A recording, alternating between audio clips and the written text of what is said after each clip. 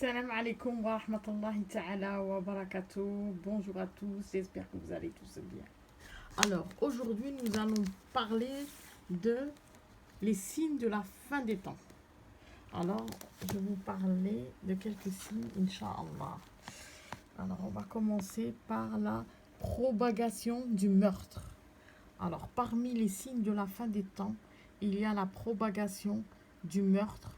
Abu Huraira a rapporté que le messager d'Allah a dit « L'heure ne viendra pas jusqu'à ce que se multiplie l'anarchie. » Ils demandèrent « Et qu'est-ce que l'anarchie ?»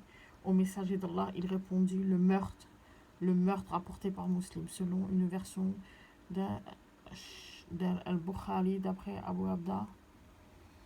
Avant la venue de l'heure, il y aura des jours d'anarchie durant lesquels disparaîtra la science et apparaîtra l'ignorance. Alors le chaos et le meurtre dans le langage habissi.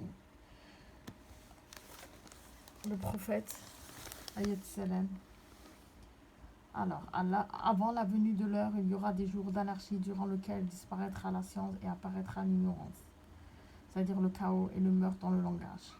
Apporté par le prophète, ayat salam, a dit avant la venue de l'heure, il y aura l'anarchie. Ils demandèrent, et qu'est-ce que l'anarchie? Et lui de dire le meurtre. Ils demandèrent plus encore que ce que nous tuons, car nous tuons durant une seule année plus de 70 000 hommes. Il dit,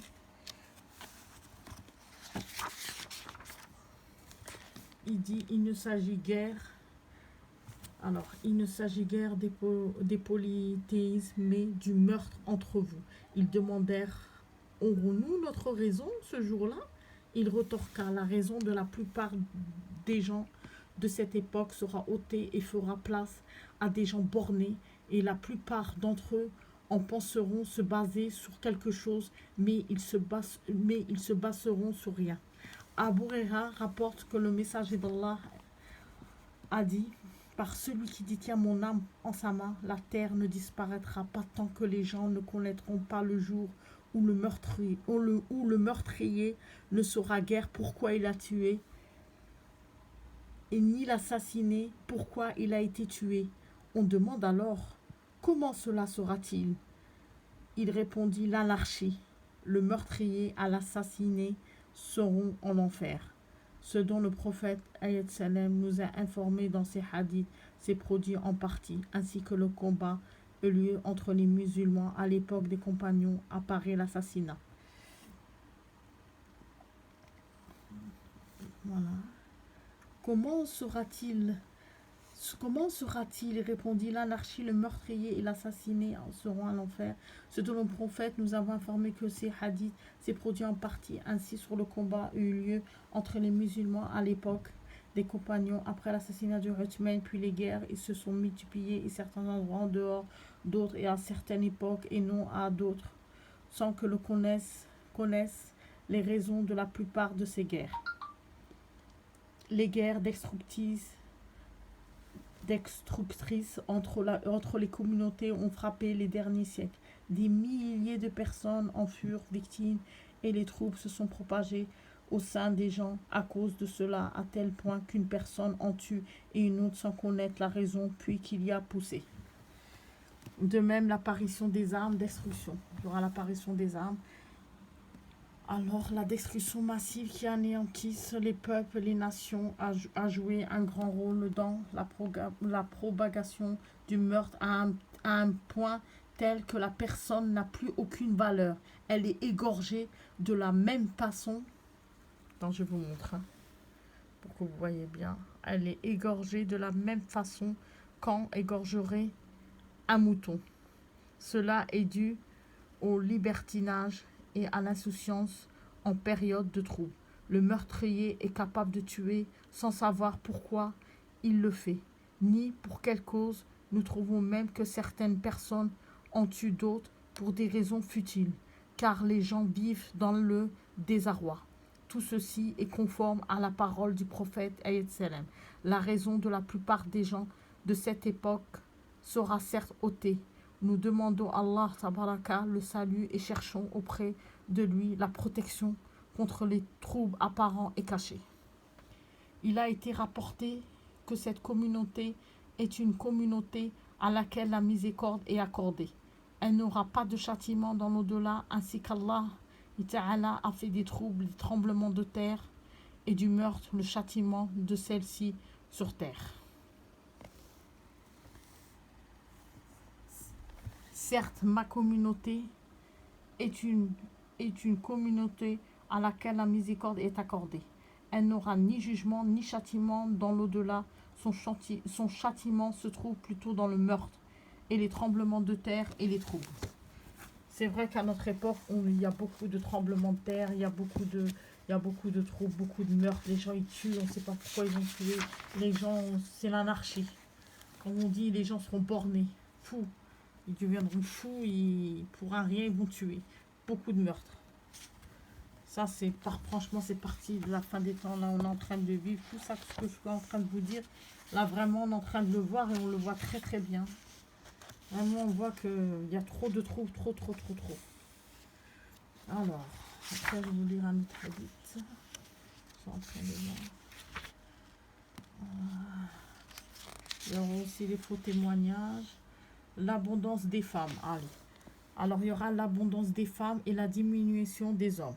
Anas rapportait, je vais certes vous relater un récit que personne ne vous relatera après moi. J'ai entendu le messager d'Allah dire, parmi les signes de l'heure, il est que le savoir diminuera, l'ignorance apparaîtra, la fornication se manifestera et les femmes seront nombreuses et les hommes diminueront au point que pour 50 femmes, il y aura, je vous montre, qu'un seul responsable. Je vais vous mettre le hadith pour que vous le voyez. Il est dit que la raison en cela est la multitude des troubles, ce qui causera la tuerie entre les hommes vu qu'ils participent aux guerres et non les femmes. Il est dit ainsi que cela sera dû à la multitude des conquêtes et les captifs seront nombreux et l'homme prendra plusieurs concubines. Cela reste à voir, car il cita clairement que le nombre de restreints dans le hadith, vu le nombre de restreints d'hommes et la multitude des femmes, il apparaît donc qu'il s'agit d'un signe indépendant et non dû à un autre facteur, ainsi qu'Allah décrétera à la fin des temps la diminution des naissances de garçons et l'augmentation des naissances de filles. En outre, le fait que l'abondance des femmes figure parmi les signes correspond à l'apparition de l'ignorance et la disparition de la science. Quoi qu'il soit, rien n'empêche que ce qu'a cité et d'autres raisons soient parmi les causes qui contribueront à la diminution des hommes et la multitude des femmes, telles que l'apparition de troubles, étant la cause de tuerie. Il y a la preuve que l'abondance des femmes et la diminution des hommes sont dues à la disparition des hommes et à la survie des femmes. Or, ce qui fait disparaître les hommes dans la plupart des cas est le nombre de batailles. Les termes, le prophète a dit, les hommes disparaîtront et les femmes survivront, à quel point que, je vous montre le hadith, que les hommes disparaîtront et les femmes survivront à un point tel que pour 50 femmes, il n'y aura qu'un seul responsable. Le sens ici n'est pas l'exactitude du nombre de 50, car dans un hadith il est rapporté, et on verra que l'homme est survécu par 40 femmes et qui se réfugieront auprès de lui. Ceci constitue dans une image métaphorique de l'abondance, et Allah est le plus savant. Donc à la fin des temps, il y aura, voilà, à la fin des temps, il n'y aura pas beaucoup d'hommes, il y aura plus de femmes, donc c'est pour ça qu'un homme pourra prendre 50 femmes. Ça fera partie à la venue de la fin des temps, à l'approche de la fin des temps. Après, il y aura aussi l'augmentation de la mort subite aussi. Après l'apparition,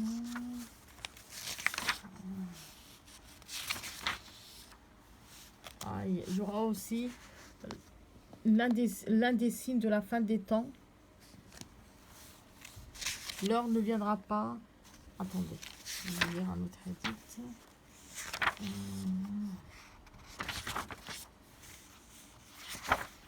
Là, on a beaucoup de signes qu'on a vus. Là, je suis en train de vous voir. Le Mehdi. Alors, la profession mosquée. Avant la fin des temps, il y aura beaucoup de signes qu'on est en train de vivre et qui va apparaître encore beaucoup. Qu'on est en train de vivre et qui va en avoir encore. Et là, on le sent qu'il y a trop de signes de la fin des temps. Là, tout ce qui se passe dans le monde, on n'est vraiment pas à l'abri de rien. Hein. Après, il y aura la fumée. L'apparition de la fumée à la fin des temps est l'un des grands signes annonciateurs de l'heure. Cela est prouvé par le Coran, la Sunna. L'épreuve que son apparition, que le Coran, Allah dit, est bien attend le jour où le ciel apparaîtra une fumée visible qui couvrira les gens. Ce sera un châtiment douloureux. Cela signifie, attends-moi, ô Mohammed, quand à ces mécréants, au jour où le ciel apparaîtra une fumée visible et claire qui couvrira les gens et les enveloppera, alors qu'on leur dira c'est un châtiment douloureux par reproche et blâme à leur égard. Ou bien certains diront cela à d'autres, concernant la signification de cette fumée, si cela s'est produit et si cela fait partie des signes à attendre. Les savants ont deux avis. Premièrement, cette fumée est ce qui avait couché comme peine et fin lorsque le prophète invoqua contre eux. Quand ils se sont détournés de son appel, ils se mirent donc à voir dans le ciel une sorte de fumée. C'est l'avis qui soutient, suivi par un certain nombre de prédécesseurs. Il dit 5 choses se sont produites. L'inévitable, les Romains et la grande violence, l'une et la fumée, lorsqu'un homme venu parla de cet événement en disant qu'une fumée viendra au jour de la résurrection, prenant le oui.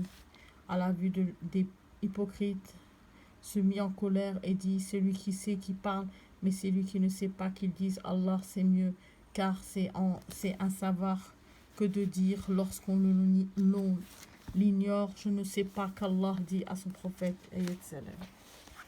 Ça sera la fumée, ça viendra, Inch'Allah, quand il y aura qui grimpe ça.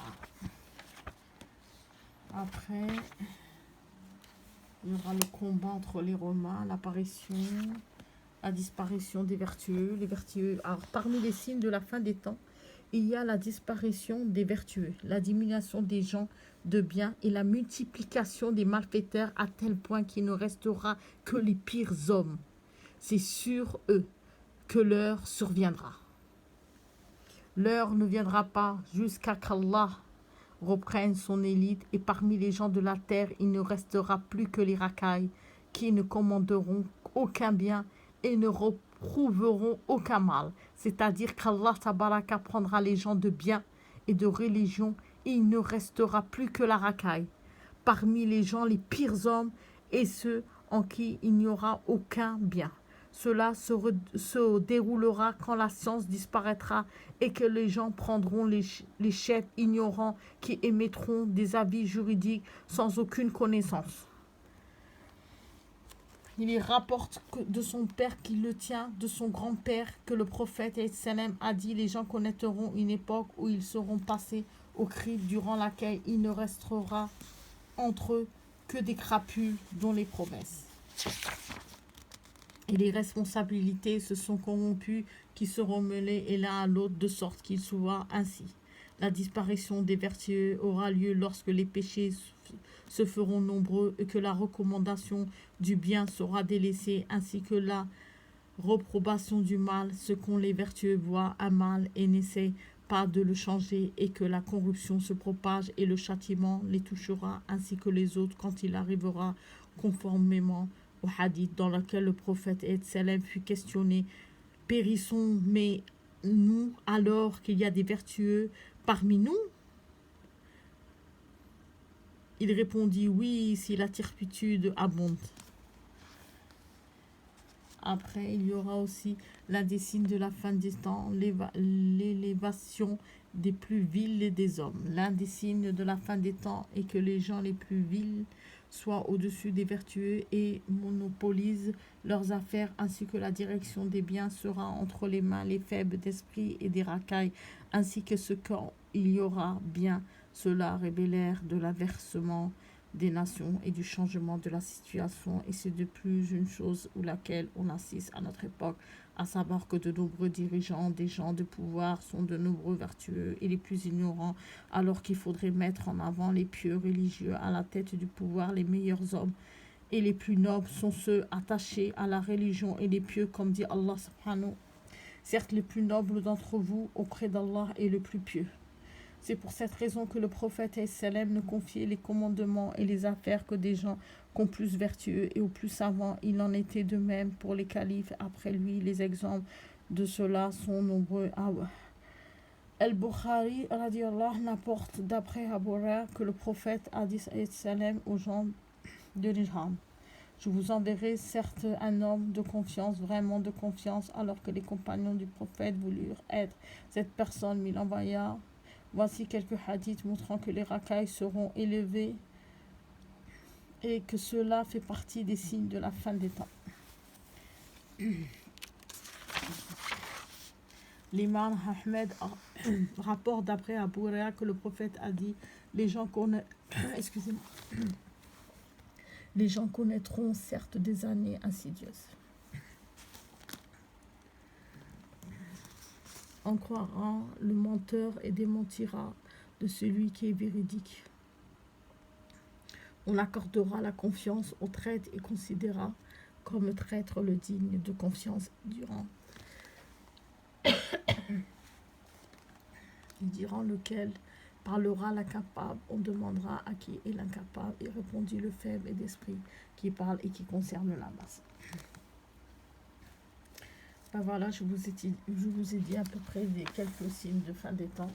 Il y en a tellement que, voilà, c'est pour ça qu'on doit se rapprocher d'Allah subhanahu wa ta'ala, et que notre foi doit monter, Inch'Allah, pour qu'on soit les meilleurs, Inch'Allah, auprès d'Allah. Pour qu'Allah, Inch'Allah, nous fait des éloges, Inch'Allah, qu'on soit, Inch'Allah, au plus haut degré du paradis. Parce que, Wallah, la vie, elle ne vaut rien. On voit tellement de signes, Wallah, ça fait peur. Preuve, on est le signe du virus, Allah, ça fait partie des signes de la fin des temps. Et en plus, on ne sait même pas, le monde entier est à l'arrêt. Vous imaginez, le monde entier. Personne ne sait comment on va s'en sortir de ce virus, tellement on ne sait pas. Il n'y a qu'Allah subhanahu qui sait. Et tout ça, c'est la punition d'Allah, parce que les gens ont mécru, malheureusement. Trop de fitna. Les gens, ils ont oublié Allah. Trop de haram. Trop, l'anarchie. Il n'y a plus de contrôle. C'est malheureusement les gens, malheureusement